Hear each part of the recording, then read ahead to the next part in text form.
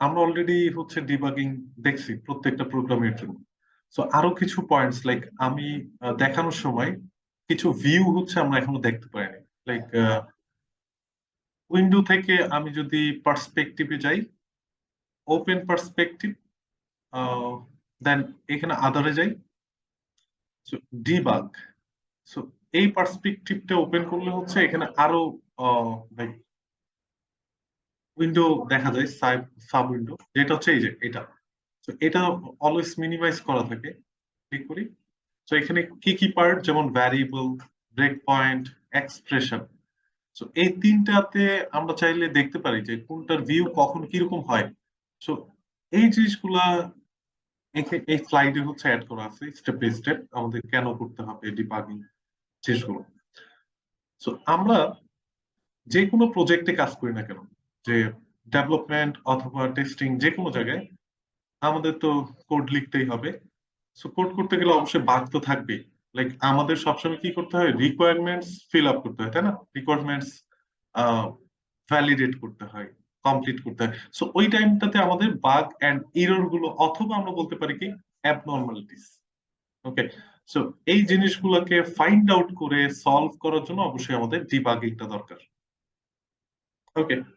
So view গুলো already আমরা দেখছি, যেমন কোন একটা প্রজেক্ট, সেটা জাভা প্রজেক্ট হোক, লাইক আমি একটু ইক্লিপসে যদি যাই, file, then new, then project. Okay. So এখানে জেনারেল প্রজেক্ট আছে, গ্র্যাডেল প্রজেক্ট আছে, জাভা প্রজেক্ট আছে, then Maven project, Maven module. So অনেক টাইপের হচ্ছে প্রজেক্ট আছে। আমরা যেটা দেখছি সেটা হচ্ছে জাভা প্রজেক্ট। সো সো অনেক ধরনের জাভা প্রজেক্ট, মানে প্রজেক্ট করব। সো প্রত্যেকটা জায়গায় কিন্তু আমাদের প্রবলেম ফেস করতে হবে। সো কোন জায়গায় প্রবলেম হচ্ছে সেটা আমরা যেহেতু প্রজেক্টে কাজ করব, আমরা তো জানি যে কোন জায়গা থেকে ইরোরটা হচ্ছে, প্রথমে কনসোল থেকে দেখব যে আসলে কি টাইপের ইরোর, কোন জায়গা থেকে আসতেছে, কোন লাইন থেকে আসতেছে। সবকিছু কিন্তু আমাদের কনসোল ভিউতে দেখা যায়, তাই না? আমরা ওখান থেকে আহ, একটা পয়েন্ট ধরে আমরা হচ্ছে ডিবাগিং অ্যাপ্রোচে যাই। ওকে। সো যেমন আমরা যদি জাভা প্রজেক্টে দেখি, তখন আমাকে অবশ্যই মেইন মেথড থেকে আমাদের ডিবাগটা স্টার্ট করতে হবে, তাই না? আমরা যে পর্যন্ত এ পর্যন্ত যতগুলো প্রজেক্ট দেখছি সবগুলো কিন্তু জাভা প্রজেক্ট। আর যদি জাভা প্রজেক্ট না হয়ে অন্য কিছু হয়, লাইক ম্যাভেন হোক অথবা গ্র্যাডেল হোক, সো যেই ধরনের প্রজেক্টে হোক, সেখানে অবশ্যই একটা পয়েন্টার সেট করতে হবে। তো সেটাতে আসতেছে একটু পরে। সো পয়েন্টার সেট করে আমাদের প্রজেক্টটাকে, প্রজেক্টের ফাইলটাকে, মেইন যে ফাইল আমি রান করতে চাচ্ছি ওইটাকে আমার ইন্ডিকেট করে দিতে হবে। সো ওইটা আমরা আমরা এখন দেখবো না। সেটা হচ্ছে আহ, সব জায়গায় সেম কনসেপ্ট। সো যেহেতু আমরা জাভা প্রজেক্ট দেখতেছি, আমাদের মেইন মেথড থেকে আমাদের যাত্রাটা শুরু করতে হচ্ছে। তাহলে এখান থেকেই তো আমরা ডিবাগ করতেছি সবসময়। সো কিছু ডিবাগ কনফিগারেশন আছে। লাইক অনেক সময় আইডি গুলো কাজ করে না, মানে বুঝতে পারে না যে আমরা কোন প্রজেক্টের কোন ফাইলটার জন্য ডিবাগ করতে চাচ্ছি। অনেক সময় মিস্টেক হয়। সো সেই ক্ষেত্রে আমাদের ডিবাগ অ্যাজ ডিবাগ কনফিগারেশনে গিয়ে আমাদের একটু কনফিগার করে নিতে হয় যদি কোনো প্রবলেম থাকে। লাইক এখানে দেওয়া থাকে যে কোন প্রজেক্ট এর কোন ক্লাসকে আমরা ডিবাগ করতে চাচ্ছি, মানে আমাদের যাত্রাটা কোথায় থেকে স্টার্ট হচ্ছে। তো অনেক সময় যদি এগুলো প্রবলেম থাকে, সেক্ষেত্রে অবশ্যই ব্রাউজ করে আমাদের প্রজেক্টটাকে সিলেক্ট করে দিতে হবে, এবং সেই প্রজেক্টের ফাইলটাকে আমরা এখানে ডিফাইন করে দেবো, লাইক মেইন ক্লাস। তাহলে এটার নাম কি ছিল? Two dimensional array, right? So two dimensional array, এটা হচ্ছে নিশ্চয়ই অ্যারে থেকে আসছে। সো অ্যারেতে যদি যাই, SRC test, under test two dimensional array. So এই ক্লাসটাকে আমি রান করতে চাচ্ছি, এই ক্লাসের কোনো একটা মেথডকে, মেইন মেথডকে। আর যদি সিঙ্গেল ডাইমেনশনাল হতো, যে এখানে যদি সাপোজ একটা মেইন মেথড থাকতো, এই যে আছে। সো অনেক সময় মিস্টেক হয় যে কনফিগারেশন থাকে না ঠিক মতো। তো সেক্ষেত্রে এসে এখানে অবশ্যই ক্লাসের নামটা ডিফাইন করে দিতে হবে। সো এটা হচ্ছে প্যাকেজ, দেন এটা হচ্ছে ক্লাস। অ্যান্ড আরো কিছু লাইক লাইব্রেরি, প্রজেক্ট রিলেটেড, যে প্রজেক্টে যদি কোনো লাইব্রেরি বা এক্সটেনশন অথবা কোনো ডিপেন্ডেন্সি, সেগুলো আমি পরে আসবো আমাদের সেলিনিয়াম যখন আমি দেখাবো তখন এই জিনিসগুলো আসবে। ওকে, আমি যদি কোনো একটা ফাইল থেকে আমাদের স্টার্টিংটা শুরু করতে চাই, লাইক কোনো একটা প্রজেক্টের জন্য, এটা তো একটা ডিবাগ ভিউ কিভাবে রান করলাম সেটা দেখছি। সো এটা হচ্ছে configuration and then break point. So break পয়েন্টটা আমরা অনেকে বুঝি না যে কোথায় থেকে স্টার্ট করব, কনফিউশন তো থাকতেই পারে যে আমি কেন এখানে পয়েন্টটা সেট করতেছি ব্রেক পয়েন্ট গুলো। কারণ আমি চাচ্ছি এইগুলো, আমি জানি যে ঠিক মতো দিছি, ধরে নিলাম, অথবা এই জিনিসগুলোকে আমি এক্সিকিউট করাইতে চাচ্ছি না ম্যানুয়ালি, আমি চাই এগুলো আগে রান হয়ে যাবে, তারপর এখান থেকে হচ্ছে আমাদের টেস্টিংটা শুরু হবে স্টেপ বাই স্টেপ। সো সেই জন্য আমি এখানে চাচ্ছি। আপনি যদি চান এরকম যে এখানে না সেট করে আমি এখান থেকে দেখতে চাচ্ছি আসলে কিভাবে এক্সিকিউশন গুলো হচ্ছে, তাই না? সো 18 নম্বর লাইনে যদি সেট করতে চাই তাহলে কিন্তু দেখাচ্ছে যে আমাদের কিছু ডিবাগ ভিউ, এখান থেকে কিন্তু দেখা যায় কোন লাইনে কি সিচুয়েশন, আরো ক্লিয়ার হয় যে প্রবলেমটা কোথায়, ইস্যুটা কোথায় থেকে আসতেছে, এবং ইরর গুলোর মেসেজ দেখতে কেমন। সো এই জিনিসগুলো একটা ওভারভিউ পাওয়া যায়। সো ব্রেক পয়েন্ট হচ্ছে আমাদের সবার শুরুতে অ্যাপ্লাই করতে হবে, কারণ আমাদের প্রোগ্রামটা যখন আমি সরাসরি প্রথমে রান করলাম, আমাদের এক্সপেকটেশন যদি না মিলে তাহলে আমাদের দেখতে হবে কোন জায়গা থেকে আমাদের ইররটা আসতেছে, কনসোল ভিউ থেকে আমাদের দেখতে হবে।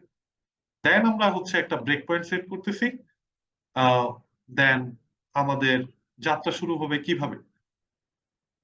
এখন আসি যে যখন ধরলাম 18 নম্বর লাইনে ডিবাগ পয়েন্টটা সেট হলো, সো এখান থেকে তাহলে আমাদের ডিবাগটা স্টার্ট করব।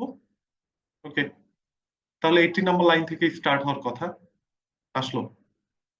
এখন আসি এই পার্সপেক্টিভটা, like debug perspective, debug view. So এখানে দেখা যায় অনেক ভিজুয়ালি দেখা যায় যে আমাদের প্রত্যেকটা অপারেশন গুলো কেমন। লাইক ডিবাগ ভিউটা হচ্ছে এটা, এই যে নিচেরটা।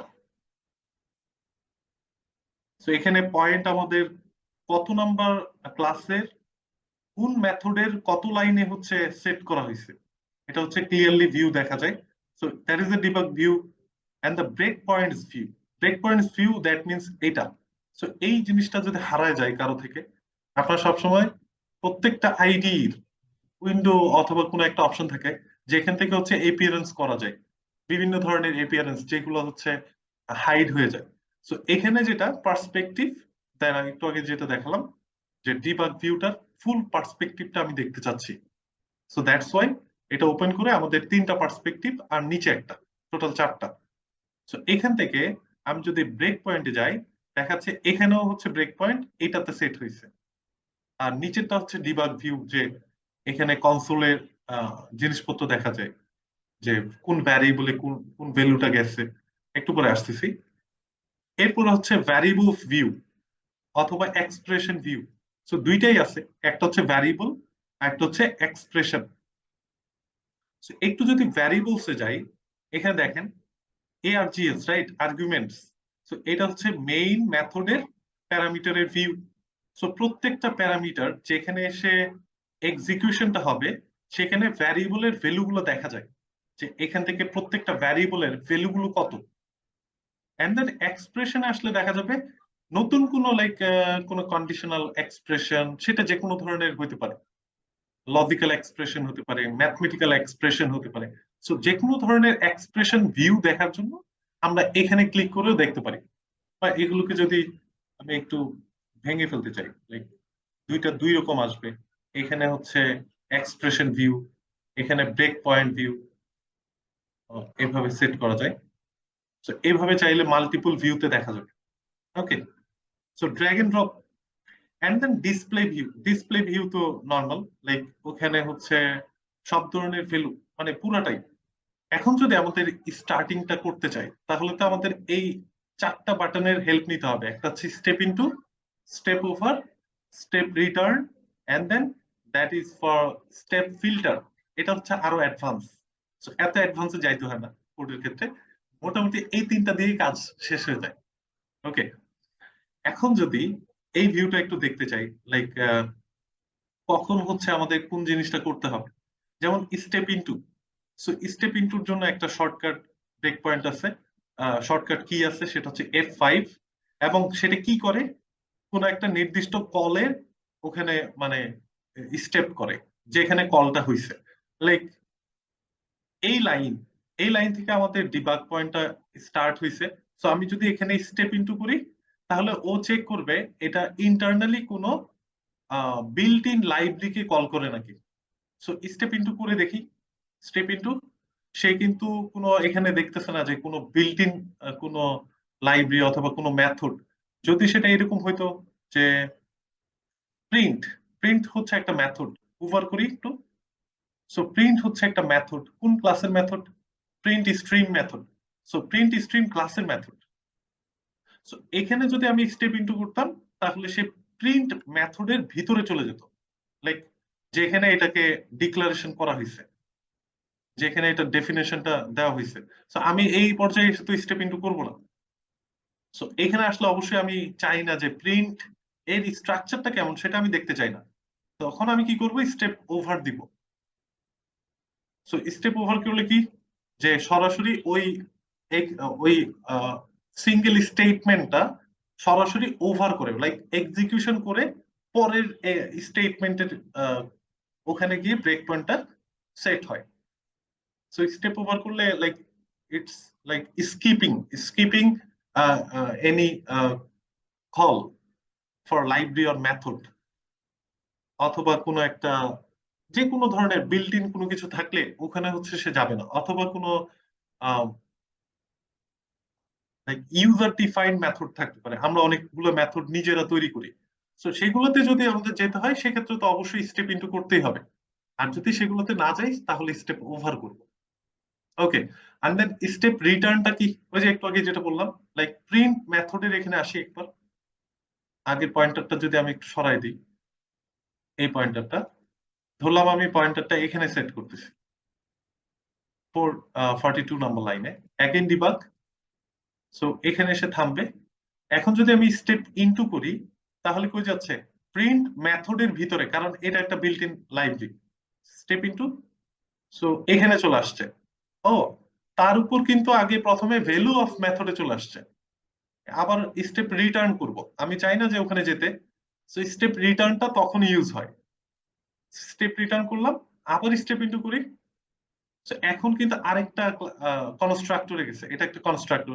সো এইগুলো সবই হচ্ছে আমাদের বিল্ট ইন কনস্ট্রাক্টর বা বিল্ট ইন ক্লাসের মধ্যে গিয়ে পুশ হচ্ছে। বাট আমি চাই না এইসব জায়গায় আসতে। সো যদি ভুল ক্রমেও চলে আসি, সেক্ষেত্রে আমাদের স্টেপ রিটার্নটা ইউজ করবেন। স্টেপ রিটার্ন, আবার যদি স্টেপ ইনটু করে দেখে কি হয়, দেখেন আরেকটা মেথডে গেছে, এটাও কিন্তু বিল্ট ইন। সো এমন কিছু করা যাবে না যেটা হচ্ছে আপনার বারবার টাইম ওয়েস্ট হচ্ছে। সো এই ক্ষেত্রে এসে সবসময় যেটা করতে হবে সেটা হচ্ছে স্টেপ ওভার করলে কি হবে, সে পরবর্তী স্টেপ কলের ওখানে চলে যাবে, যেখানে পুনরায় কল হওয়ার কথা সেখানে চলে যাবে। এটা যেহেতু ফর লুপ, তাহলে ফর লুপটা এখন শেষ হয়নি, দ্যাটস ওয়াই ইনক্রিমেন্টে গিয়ে থামছে। এখন যদি আবার স্টেপ ইনটু করি, এক্ষেত্রে কিন্তু কোথাও কোনো মেথড কল হয়নি, আমি চাইলে স্টেপ ইনটু করতেই পারি। দেখি, সে কিন্তু নর্মালি আসছে। সো এখানে একটা জিনিস খেয়াল করলে দেখবেন যে আই, জে অথবা সেলের কত নাম্বার আইডির উপর কাজ করতেছে, এই জিনিসগুলো কিন্তু দেখা যায়। আবার হচ্ছে ডিবাগটা ক্লোজ করি, হ্যাঁ, ডিবাগটা স্টার্ট হচ্ছে এখান থেকে না, 40 নাম্বার লাইন থেকে। So again debug. এখন এই পার্সপেক্টিভের ভিউ গুলো এখন দেখি, এক্সপ্রেশনটা এখানে নিয়ে আসি। ব্রেক পয়েন্টটা অনেক বড় স্ক্রিন হয়ে যাচ্ছে, দ্যাটস ওয়াই। ওকে, সো এখন আমি যদি ভ্যারিয়েবলে যাই, এখনো কিন্তু আই ক্রিয়েট করা হয়নি, দেখা যাচ্ছে আই, কিন্তু আই নামে কোনো ভ্যারিয়েবল এখনো আসেনি। স্টেপ ইনটু করি অথবা স্টেপ ওভার করি, দুই ক্ষেত্রে কিন্তু এটা পারফেক্টলি কাজ করবে to go for the next execution. So step into করলে যা হবে, স্টেপ ওভার করলে তাই হবে, এই স্টেপের জন্য অনলি মাত্র। ওকে, এখন দেখেন আই কিন্তু ক্রিয়েটেড হয়েছে। আই হচ্ছে একটা লোকালি ক্রিয়েটেড ভ্যারিয়েবল, যেটা হচ্ছে এখন ক্রিয়েট হয়েছে। ওকে, এন্ড দেন এক্সপ্রেশনে যাই, এখনো কিন্তু কোনো এক্সপ্রেশন আসেনি। সো ব্রেক পয়েন্টে যাই, ব্রেক পয়েন্ট এখন কত নম্বর লাইনে? সো 40 থেকে স্টার্ট হয়েছে, 41-এ এখন। ভ্যারিয়েবল ভিউতে থাকাটা ভালো, তাইলে প্রত্যেকটা চেক পারফেক্টলি হয়। আচ্ছা, আই এর ভ্যালু এখানে যদি 0 হয়, তাহলে এখানে যদি step into or step over করি, তাহলে জেটাও ক্রিয়েট হবে। তাহলে জে এর ভ্যালু হচ্ছে 0। ওকে, তাহলে এটা প্রিন্ট করবে step over. So step over করলে সে প্রিন্ট করতেছে 16। সো এটা হচ্ছে আমাদের কনসোল ভিউ। এন্ড ডিবাগ ভিউতে যদি যাই, সে আমাকে দেখাবে যে কত নাম্বার লাইনে আমি ডিবাগ করতেছি। সো সাধারণত এখানে থাকতে হয় না, কনসোলেই থাকে। ওকে, এন্ড দেন আবার জে এর ভ্যালু কত ইনক্রিমেন্ট হচ্ছে সেটাও এখানে দেখা যাবে। স্টেপ ওভার করি, সো জে এর ভ্যালু এখন হচ্ছে 1, বাট আই এর ভ্যালু কিন্তু চেঞ্জ হয়নি। সো একদম ভিজিবল। এবং এখন দেখি এক্সপ্রেশনে, এখানে এখনো আসেনি। সো এক্সপ্রেশনটা হচ্ছে মেইনলি লাইক একটু পরেই বুঝে যাবে। সো এখন এখন দেখা যাচ্ছে কি প্রত্যেকবার হচ্ছে আপডেট হবে, লাইক প্রিন্ট হলো, তারপর আবার হচ্ছে জে এর ভ্যালুটা আবার আপডেট হবে। ওকে, সো এইভাবে কন্টিনিউয়াসলি ওর এক্সিকিউশনটা কমপ্লিট হোক। তো এখানে স্টেপ ওভার দেওয়াই যায় প্রত্যেক সময়। আর যদি কোনো আমাদের ইউজার ডিফাইন্ড মেথড থাকতো, সেক্ষেত্রে আমার যদি দেখা লাগতো, সেক্ষেত্রে আমরা দেখতে পারতাম। তো সেটাও একটু পর দেখতেছি।